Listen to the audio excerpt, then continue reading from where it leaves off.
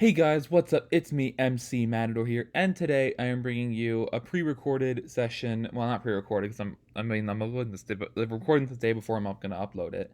I'm recording and gonna bring you an Indiana Beach synopsis. Now, as you should know, my last week's video on July 31st, uh, was my Indiana Beach projections and how I think I would perceive the park.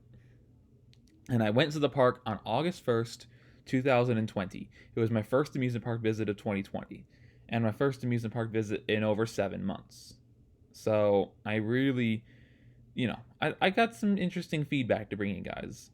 And really, no better way to start with this whole synopsis than to walk through the beginning. A lot of things happened right before I got into the park. For reference, I stayed in a beachfront cabin, so I literally just had to walk across a parking lot, which wasn't that big, to get to the north gate. Um, so, yeah. 10 a.m. rolls around, which is opening time, and I'm still waiting in a small queue, and there are people getting into the park are a trickle.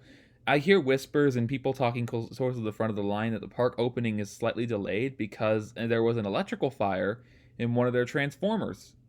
Uh, just, yeah, just casually, there's an electrical fire on one of the transformers. That was a weird way to start the day, but it didn't set things back too far. They just kind of had to open the rides and stages, which I will tell you right now will become a common theme in this video. Uh, I walked towards the left because Steel Hog was, still down. I went to go to the main boardwalk, and right under the station of Hoosier Hurricane, which is basically immediately, it's unavoidable once if you take a left going to the boardwalk, or if you're coming from going to the north, it's unavoidable if you want to get the Steel Hog and Music Express. There is a rather large National Guard exhibition with people in full military uniforms and military vehicles and everything. And it was odd because I'm from Illinois and military recruiting laws are rather strict compared to the rest of the country. Like, there is a clear line in the sand in my state to how you can pitch military recruiting. Because obviously, the National Guard isn't just going to go around being civilian crowd pleasers. They want to recruit people. I also have heard, sort of from word of mouth, that the National Guard training camp was around the area, so it wasn't terribly a long drive for the National Guard to make it to Indiana Beach. And they were doing some fun things. Not like they were being super strict or there was no challenge. They were handing out lanyards and drawstring bags to kids, and there was a tent where you can play cornhole. That's very popular around that part. It's very popular in the Midwest, or bags it's sometimes called, but I call it cornhole. Um, it was interesting, and the kids and adults alike got to step up and be inside a likely retired military vehicle. Uh, it was strange. I didn't do any of it, and they recognized my face after my first crossing. They just asked me how my day was going, and I just said good, and just walked past them, looking clearly disinterested, and they never bothered me after that. I just kind of made my way peacefully on my first ride of the day, because while I was in the area, I heard the motor for my first ride, what would end up being my first ride of the day, run, and the chain lift engage. Hoosier Hurricane. My first rides plural, because there was 2 consecutive front row rides on Hoosier Hurricane without leaving my seat. Yeah, the park wasn't very populated at this early in the morning, and a lot of people were still trying. I think they made their way to like the rides in the very front. Like Music Express was slammed. This is a CCI Woody. I believe it's 1990. It opened like 1994. It features buzz bars. The 2 wooden coasters at this park will feature buzz bars. I'll get to the other one later. This one I think is the weaker of the 2 wooden coasters, or 2 CCI, or like okay. I'll explain why. Weaker of the 2 wooden coasters that I went on there. The airtime isn't quite there, but it does have a decent pop-up floater or two. Nothing to write home about. It's a solid wooden coaster. It's decently smooth, which contradicts the reputation. I've heard a lot about it being a rough ride, but they did also recently reprofile the drop and the double up. And yeah, I can definitely tell because that dip going by the bridge and the double up as well as that turnaround was kind of jackhammery, but the return trip wasn't that bad either. It was just a middling wooden coaster. It's far from the worst I've ridden, but it's not the greatest either. It makes my top 100, barely, and I kind of compare it to Hurler at Carowinds. It was a tame smooth, graceful wooden coaster that just didn't accomplish a whole lot. Oh, and if you think you can kind of remedy these forces by riding in the back, it doesn't work. It's just a lot rougher with little to no extra benefit. Just stick to the front and get the credit. Maybe a couple rides on this. It's not terrible. It's just not great. And then after Hoosier Hurricane, I got 2 rides in a row on that. I saw from the station that I can ride Steel Hog, which was my second coaster of the day. I did just choose to only get 1 ride in this for the meantime. So I was just I wanted to get the credits sort of in a hustle, which you'll find out later didn't happen. This was my first ever SNS El Loco, which I rode immediately after my 2 rides at Hoosier Hurricane. I tried to ride this the very first thing in the day, but the transformer issues that I mentioned earlier on delayed the ride from opening for roughly a half an hour. I got 2 rides in this thing in total during the day. For reference, I got 3 rides in Hoosier Hurricane because the ride in the back was later in the day. I got 1 ride for this first bunch, and it was pretty good. I liked what I saw, and I definitely noticed the positives. And then on my second ride, I noticed a lot of the negatives. In the same seat, mind you. The drop in the back row, which I sat in the back both times, it's only a 2-row train, or in 1 car, it's like a wild mouse, but it definitely makes a difference. The drop is going to be 111 degrees, is absolutely bonkers in the back. Absolutely crazy ejector moment. The laterals and the tight turns were really fun, and the inversions overall were quite neat. That stalling dive loop was really good, and the barrel roll drop was not as so. It was alright. But the main problem with this ride, as many people would know, is the restraints. Anyone who's ridden this knows that this thing has lap bars and a horse collar. It's not like one of those traditional over-the-shoulder restraints where it comes over your shoulders and kind of onto your torso and abdomen area, but it only comes over your shoulders and neck. And SNS does it in a way to where it doesn't come from, like, you don't reach over your head and pull it down in a sort of rotational way. It literally just hovers above you, and the ride-ups push it down for you. You can't control it yourself. The ride-ups push it down for you. And it digs into your collarbones, especially. My clavicles were screaming after the second ride. It wasn't bad on the first ride, but the second ride I was just stapled in there. And my clavicles couldn't forgive me for what I did to them. And that was my last ride of the day on Steel Hog at that point. I'm taller, gent, but I don't know if this is a tall guy only problem. Maybe it's me, maybe because I'm broad-shouldered as well. But since the restraints, the horse collars are adjustable in height, I'm pretty sure this is a problem for everybody, based on what I can guess using just the common sense I can piece together. Because I can't make myself 6 inches shorter and go along with my day. I can't do that. I'm not magic. I wish I could be, but I'm not magic.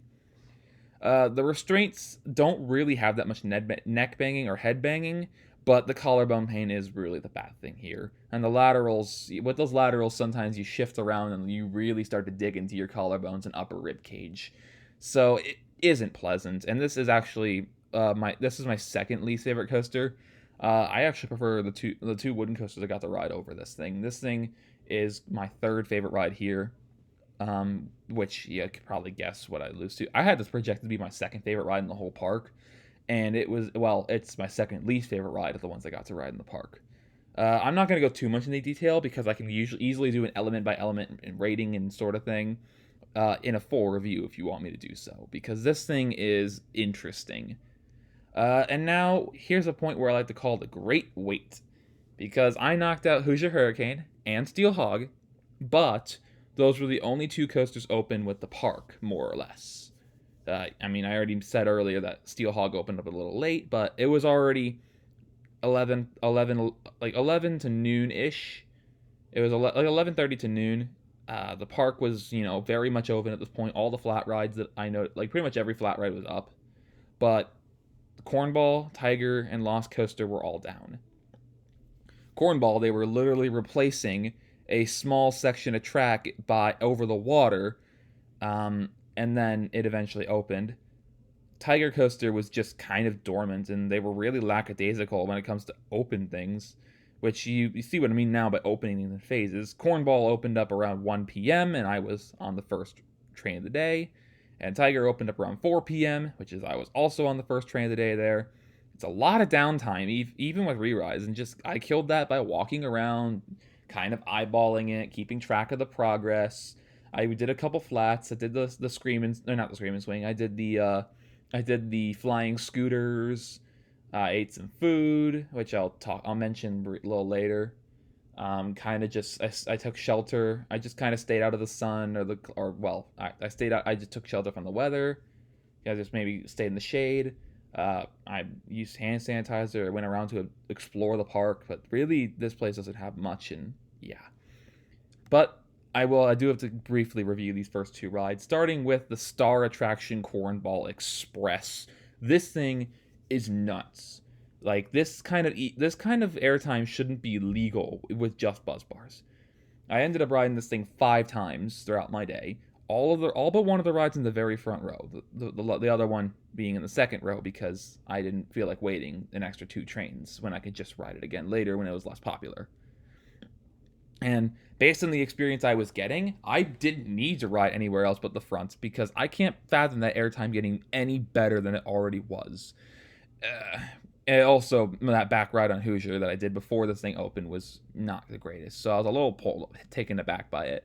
This thing surprised me at how freaking good it was, and it actually did the thing that I thought was gonna not be possible, and it made it into my top 50 just by a slim margin. I think it's like number 48 or 47 or something at the moment, though that could change based on how I process the ride over the next couple weeks.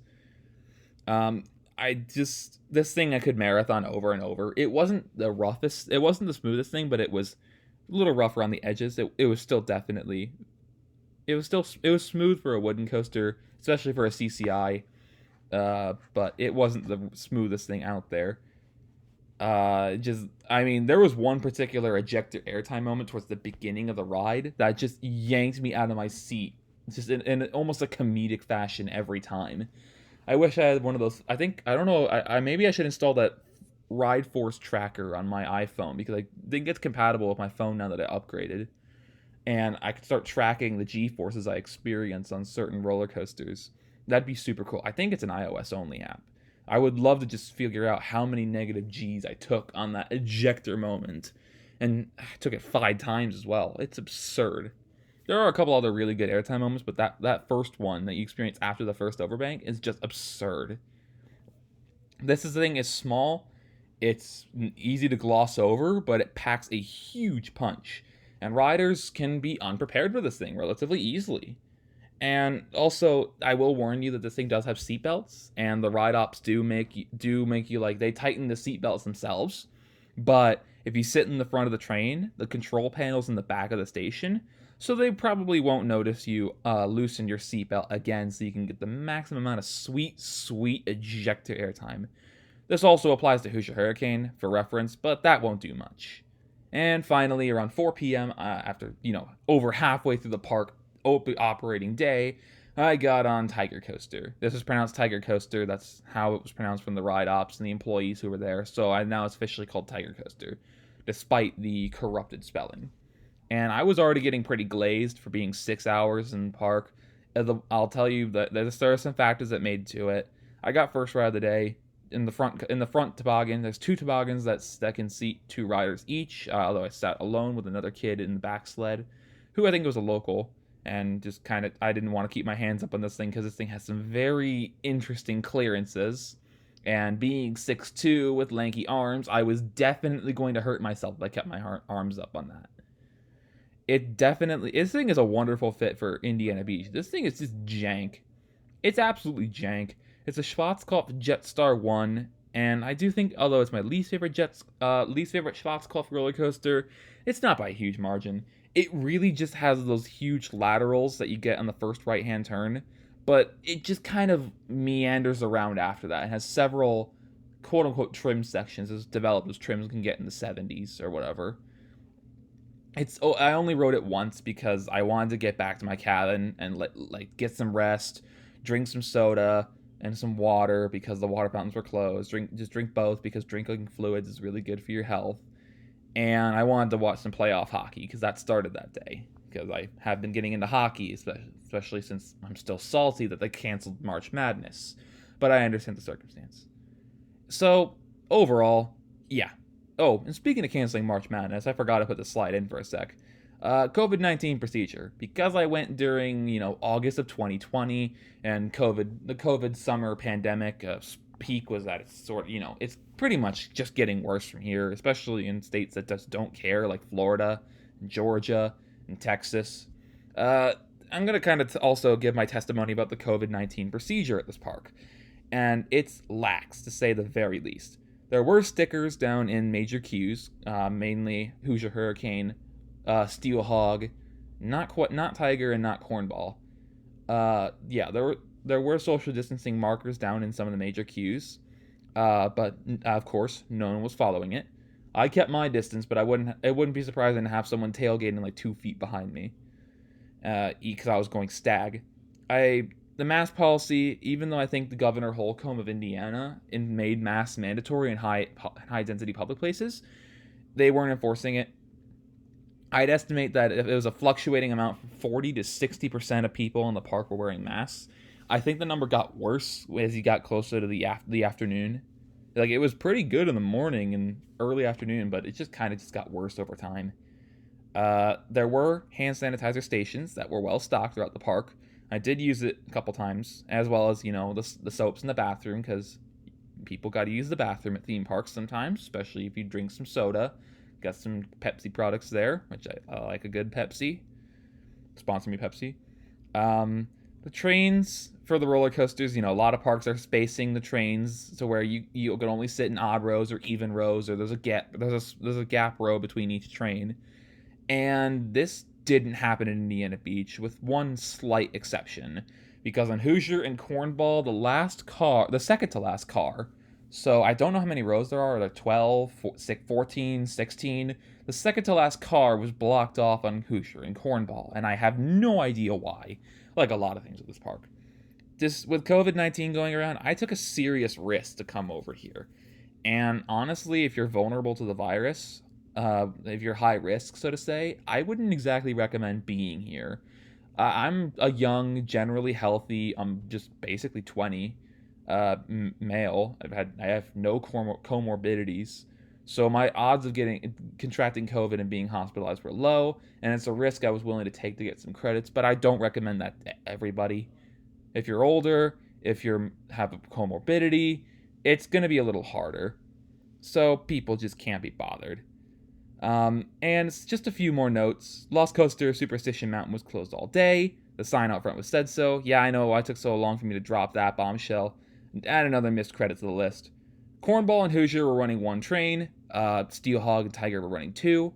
And the weather, like I preloaded to earlier, I ate my freaking words. I said the weather was going to be partly sunny and rather cool. I was right about one part. It was cool. But it was also cloudy, and it rained on and off, and I got rained on at several points in my day, including when I tried to make a Doritos run at 8 p.m. going to the hotel check-in, only to find out it was closed and it was pissing rain. Food isn't terrible, or not too terribly expensive either.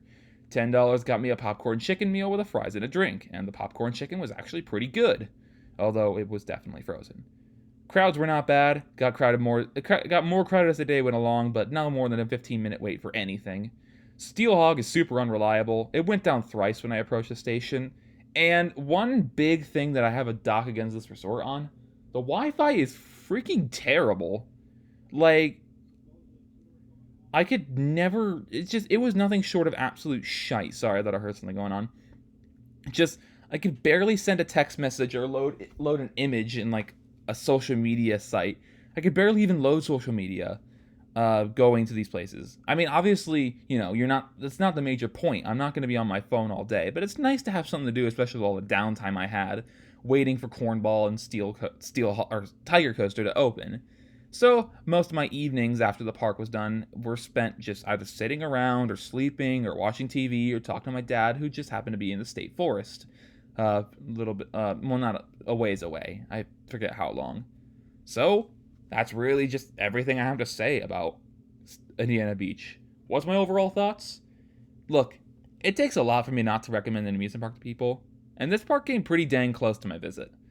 I definitely would recommend waiting a few years, especially for this pandemic to settle down, but also as the new owner, Gene Staples, improves the park's infrastructure a bit further.